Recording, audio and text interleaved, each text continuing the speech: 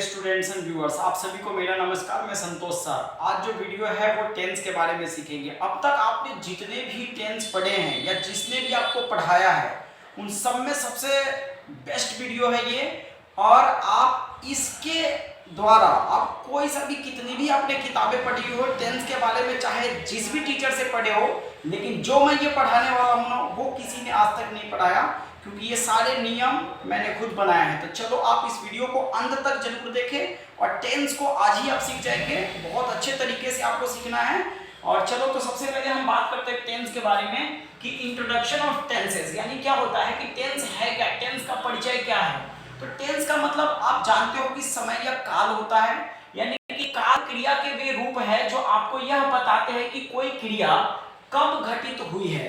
यानी कि आपको टेंस क्या है कि किसी भी समय को प्रदर्शित करता है कि किस समय पे कौन सा क्रिया हम करते हैं, उसी के लिए हमें टेंस की जरूरत है। और मुख्य रूप से ये तीन प्रकार के होते हैं।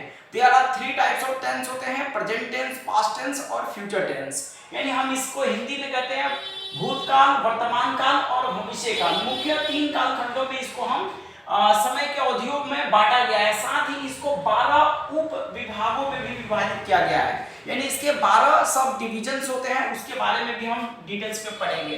तो सबसे पहले टाइप्स ऑफ टेंस की अगर बात करें तो प्रेजेंट टेंस होता है जिसको वर्तमान काल कहते हैं। और वर्तमान काल की पहचान क्या है, किसी भी प्रेजेंट टेंस की जो पहचान होती है उसके एंड में क्या होता है, किसी भी वाक्य के लास्ट में है, हो, हूं आता है, यानी है, हो, हूं इसकी पहचान होती है।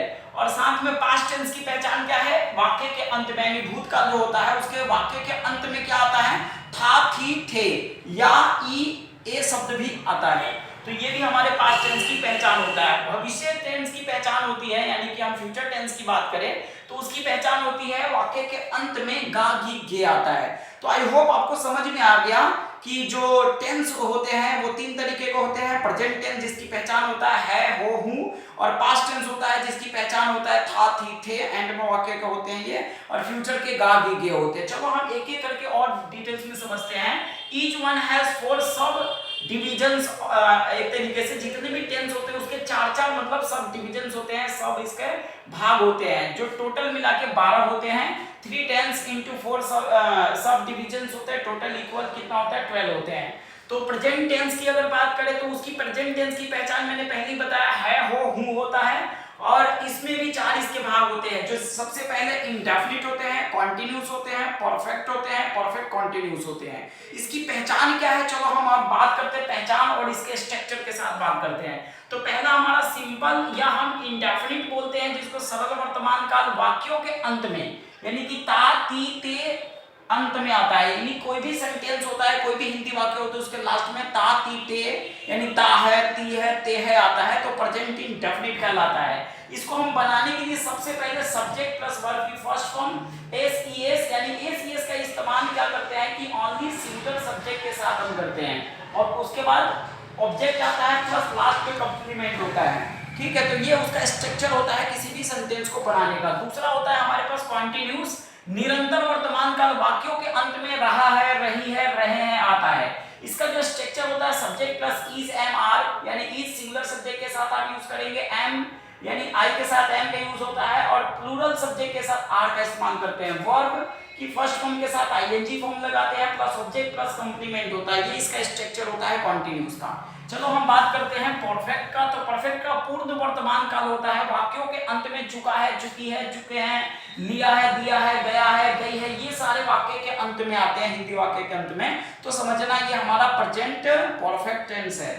तो आगे हम इसका स्ट्रक्चर होता है सब्जेक्ट प्लस हैज, हैव, यानी हैज सिंगुलर सब्जेक्ट के साथ हैव का इस्तेमाल करते हैं, प्लूरल सब्जेक्ट के साथ वर्ब की मेन वर्ब के थर्ड फॉर्म का यूज होता है, ऑब्जेक्ट आता है प्लस कंप्लीमेंट होता है। तो ये समझ में आया। आगे हम बात करते हैं परफेक्ट कॉन्टिन्यूस का, यानी कि प्रेजेंट परफेक्ट कॉन्टिन्यूस का सतत पूर्ण वर्तमान काल होता है वाक्यों के अंत में समय के साथ रहा है, रही है, रहे हैं। जैसे कि मैं 2 घंटे से पढ़ा रहा हूं, तुम 2 घंटे से पढ़ रहे हो, मैं 1990 से दिल्ली में रह रहा हूं। तो इस तरीके के कुछ वाक्य होते हैं जहां पे सिंस फॉर का इस्तेमाल करके हम बनाते हैं। इसका स्ट्रक्चर होता है subject plus has, have, been, यानी हैज या हैव, यानी सिंगुलर सब्जेक्ट के साथ है, प्लूरल सब्जेक्ट के साथ है, plus been plus verb first form के साथ ING plus object since for plus time last में आता है। तो इस तरीके से इसका इसका स्ट्रक्चर होता है। आगे हम बात करते हैं इसका पास्ट टेंस का। तो पास्ट टेंस की पहचान होती है था थी थे, जैसे मैंने बताया आपको। इसका सिंपल इंडेफिनिट में सरल भूतकाल वाक्य के अंत में ता था ती थी ते थे या यानी गई गया ये सब आता है। तो इसके जो स्ट्रक्चर होता है सब्जेक्ट प्लस वर्ब की सेकंड फॉर्म का इस्तेमाल करते हैं, मेन वर्ब के सेकंड फॉर्म का यूज होता है, प्लस ऑब्जेक्ट होता है प्लस कंप्लीमेंट होता है। ये हमारा इंडेफिनिट का है। दूसरा हमारा आता है कॉन्टिन्यूअस का यानी पास्ट कंटिन्यूअस का। तो इसको हम निरंतर भूतकाल बोलते हैं। वाक्यों के अंत में रहा था रही थी रहे थे आता है। इसका जो स्ट्रक्चर है सब्जेक्ट प्लस वाज वर्ब यानी वाज सिंगुलर सब्जेक्ट के साथ, वर्ब प्लूरल सब्जेक्ट के साथ, प्लस मेन वर्ब के फर्स्ट फॉर्म के साथ ING plus object plus complement आता है। ये उसका स्ट्रक्चर है। आगे हम बात करते हैं परफेक्ट का यानी पास्ट परफेक्ट का। तो पूर्ण भूतकाल वाक्यों के अंत में चुका था चुकी थी चुके थे लिया था दिया था गया था गई थी। इसके जो स्ट्रक्चर है subject plus had plus verb की third form plus object plus complement आता है। तो आई होप आपको समझ में आ रहा होगा। परफेक्ट कंटिन्यूअस की बात करें सतत पूर्ण भूतकाल वाक्यों के अंत में समय के साथ रहा था रही थी रहे थे ये चीजें आता है। रहा था रही थी रहे थे तो ये समय के साथ दिया जाता है। जैसे मैं 2 घंटे से पढ़ा रहा था, मैं 4 घंटे से खेल रहा था, इस तरीके का समय के साथ आता है। Subject plus had been plus verb की first form ING plus object plus since for plus time का हम यूज करते हैं इसके स्ट्रक्चर के साथ। एक एक करके हम आगे वीडियो लाएंगे जिसमें डिटेल्स में एग्जांपल के साथ में वाक्यों को हिंदी और इंग्लिश ट्रांसलेशन भी सिखाऊंगा और साथ में बहुत अच्छे से। तो ये आपको इंट्रोडक्शन ऑफ टेंस है जिसमें आप सीख सकते हैं कि किसमें किस चीज का इस्तेमाल हम करते हैं। आगे हम फ्यूचर टेंस की बात करते हैं। तो फ्यूचर टेंस यानी कि भविष्य काल होता है। पहचान अंत में गा की के होता है। तो सिंपल इंडेफिनिट इसका होता है। सिंपल इंडेफिनिट में सरल या सामान्य भविष्य काल कहते हैं। वाक्यों के अंत में गा की के जैसे मैं जाऊंगा, मैं खाऊंगा, मैं पीऊंगा, मैं सोऊंगा, मैं पढ़ाऊंगा, इस तरीके के शब्द आते हैं। इसके अलावा सब्जेक्ट प्लस शैल विल यानी शैल का इस्तेमाल आई वी के साथ हम शैल का इस्तेमाल करते हैं और विल का इस्तेमाल हम करते हैं। बाकी के जितने भी सब्जेक्ट होते हैं सबके साथ विल का इस्तेमाल करते हैं। वर्ब की फर्स्ट फॉर्म का इस्तेमाल करते हैं प्लस ऑब्जेक्ट प्लस कंप्लीमेंट होता है। आगे हम दूसरा बात करते हैं कॉन्टिन्यूअस का यानी फ्यूचर कॉन्टिन्यूअस का निरंतर भविष्य काल। वाक्यों के अंत में रहा होगा, रही होगी, रहे होंगे, इस तरीके का आता है। Subject plus shall will plus be आता है इसके साथ। वर्ब की first form ING object plus complement आता है। इसका एग्जांपल स्ट्रक्चर है। परफेक्ट की बात कर रहे हैं। फ्यूचर परफेक्ट की तो पूर्ण भविष्य काल होता है। वाक्यों के अंत में चुका होगा, चुकी होगी, लिया होगा, दिया होगा, गए होंगे, गई होगी, इस तरीके की वाक्य के अंत में आते हैं। तो subject plus shall will plus have plus verb की third form plus object plus complement का हमें इस्तेमाल करना है इसके स्ट्रक्चर में। आगे हम बात करते हैं फ्यूचर परफेक्ट कंटिन्यूअस का। तो सतत पूर्ण भविष्य काल होता है।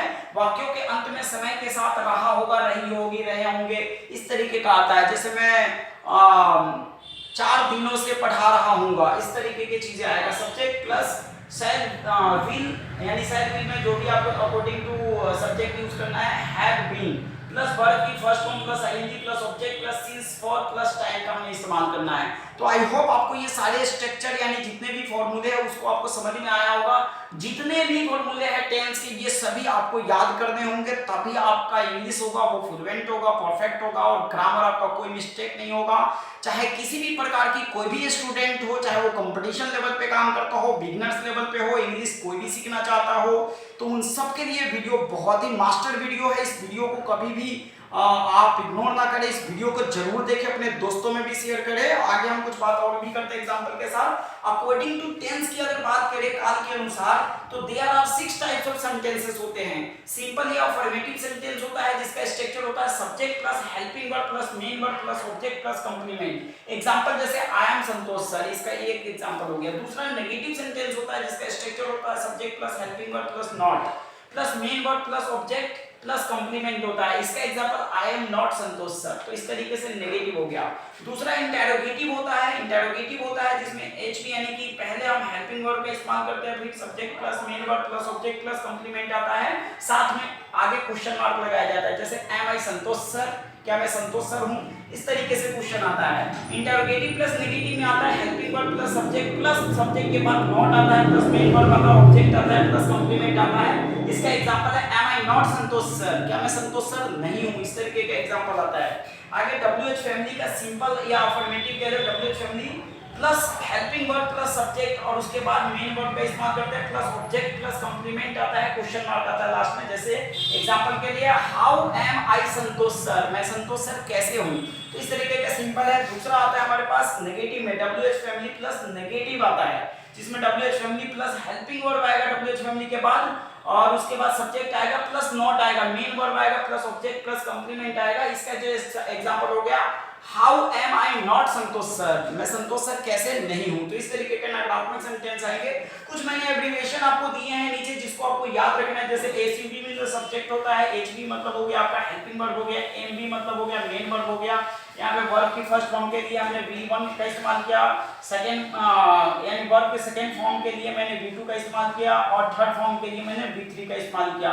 COMP मतलब यानी कंप्लीमेंट के लिए इस्तेमाल किया। SS मतलब सिंगुलर सब्जेक्ट हो गया, PS मतलब प्लूरल सब्जेक्ट हो गया। WH फैमिली के बहुत सारे ग्रुप में वर्ड्स होते हैं जो कि पिछला वीडियो मैंने बनाया, उस वीडियो को जाके देखिए, WH फैमिली के बारे में बताया गया होगा। जैसे कि व्हाट हो गया, वेयर हो गया, व्हेन हो गया, हु हो गया, व्हिच हो गया, व्हाई हो गया, हाउ हो गया, मैंने बहुत सारे वीडियो में आपको बता रखा है डिटेल्स में, तो आप वहां जाके देखिए। तो आई होप आपको ये सारी चीजें समझ में आया होगा। इस वीडियो को आप बार-बार देखिए और अपने दोस्तों में शेयर कीजिए। थैंक यू सो मच इस वीडियो को देखने के लिए। Thank you.